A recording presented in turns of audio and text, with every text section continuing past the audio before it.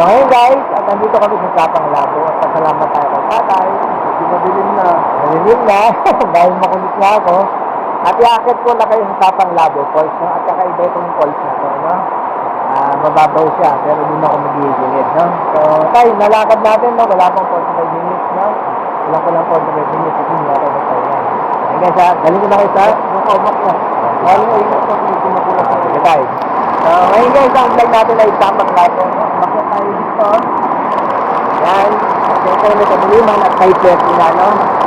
So, i-vlog ko lang na closer look ng Sapang Labo. Pag na-experience nyo ay pagay ko pumunta rito.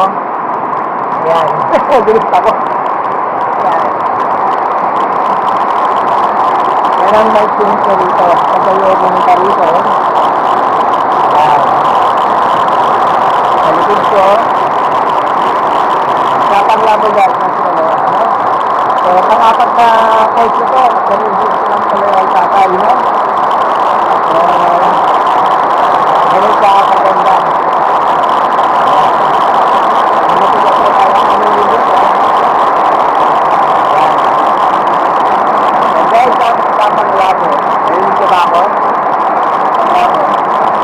Low po sa fall. Yan. Hindi namin yung phone ko na excited. Puro batana, no? Ayan lang guys, no? Ayan. Baba na tayo doon, no? Ganun kahirap guys, pumunta na sa Sapang Labo, no?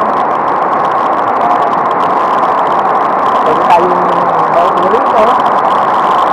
Ito yung maupo. Ayan, maupo pa tayo. Selfie pa tayo. Diyan ano tayo. Ito lang mapuntahan.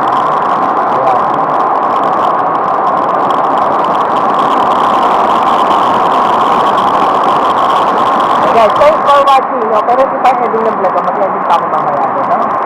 So, hindi nakalimutan na, Sapang Labo. Kahit sa paano, naka-4, naka-4 na falls tayo dito sa Pinalokan, no? Yung pang-pit, babalikan na natin yan. At may pang, tatlo.